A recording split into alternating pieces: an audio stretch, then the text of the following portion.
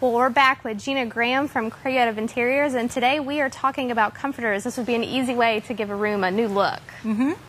So what's new for comforters this year? Well, I brought two of them for us. These are both for customers, but I wanted to show you a little bit of the difference on comforters and bedspreads, duvets, and what that means.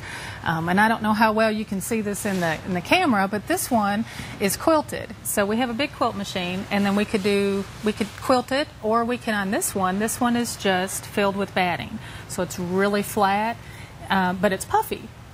But it's not a duvet because it doesn't have a down comforter in it. So it depends on what the kind of look that you're going for in your room and what you want your bed to look like. And I think I mentioned before, I have a Tempur-Pedic mattress, you know, they're real square and boxy.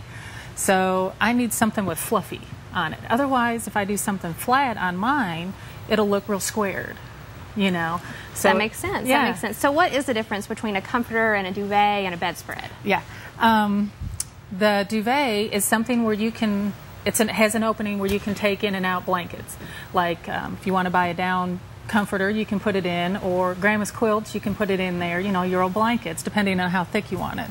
Then you have comforters, which is kind of puffy, and then you have bedspreads, which leads towards something that goes even to the floor. It goes really kind of quilted and more tailored. So what looks are in for comforters this season?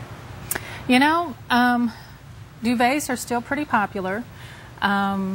But we haven't really had one or the other. The only thing that really kind of stands out is not so much your spreads and the type of spread as it is your dust ruffle and your shams. Everything's getting a little bit more tailored, and I think that has to do more with the fabric, because you can show off your fabric on your dust ruffle if it's straight and tailored, you know, versus the gathered kind. You don't get to see the pattern a lot. Well, how do you go about picking a pattern for your comforter? Because you don't want something that's going to clash with your room or be too busy. Right.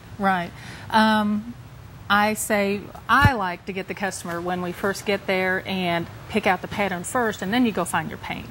Well, you can't always do that, but if we have your paint, then we can go with what kind of print we would like, and if it's a big print, we just don't put it on your comforter, we'll put it on your dust ruffle or your shams.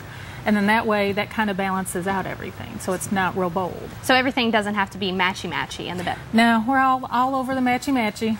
That's all gone.